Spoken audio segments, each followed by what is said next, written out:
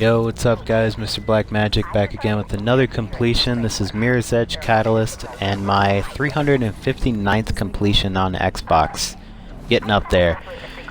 So this game has 49 achievements for a total of 1,000 gamer score, and it took me about 32 hours, and I'd say that's a little slow actually, and I'll get to that why in a minute, but so I would say maybe a couple hours off that would be around the average time it would take most people, skill dependent. But I really enjoyed the game. I'm a huge fan of the first one. I love the style. It's a game that really got me into parkour because I didn't really know anything about it back then, but now I love watching parkour videos on YouTube, etc.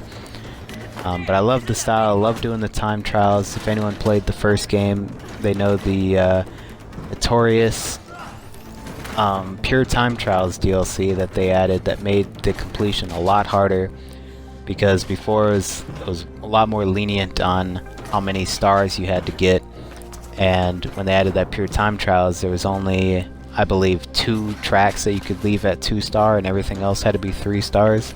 You had to get like 90 out of 96 or so stars. So it was really hard, but I really enjoyed getting that completion, and so I was looking forward to this game a lot. This game went open world, but so it's a little bit different. Getting into some of the achievements that if you're going for the completion on this will take up most of your time. One is the Peak Performer, and that's for the dashes that are basically the same thing as time trials, but now they're called dashes, as time trials are user-generated content. But there is an achievement called Peak Performer where you have to get 3 stars on all the dashes. There's only about 20 or so, 22 I think, and they're way easier than the first game, so don't worry about that at all. The big difference with these dashes is that because it's an open world game, they give you a lot more room to complete the dash however you want. Whereas in the first game there's checkpoints along the way, so you have to hit the checkpoints. With this, it's just a starting point and an ending point. You can go from the start to the end however you want, as long as you do it fast enough. So the main thing with this is just finding the right path, finding the fastest path from the start to the finish. And I actually did make video guides for this showing the best path, which is why I think it took me a little longer to complete this game, because I was actually trying to go fast enough on the dashes for the video, so if people were watching it, they had room for error.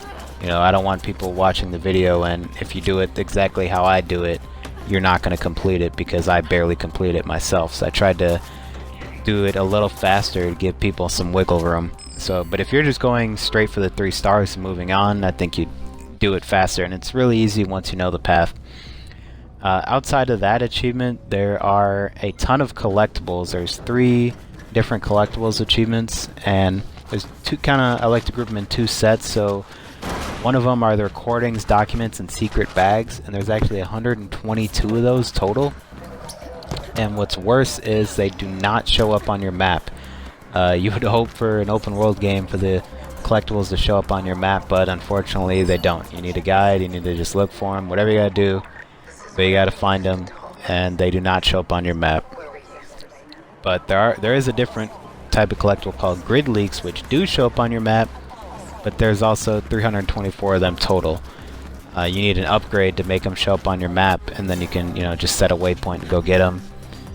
So there are a lot of collectibles. That's what'll take most of your time. Pretty easy game though, pretty chill. I enjoyed it a lot. Let me know what you guys think about the game, about the video down in the comments below, and now see you on my next completion. Thanks for watching.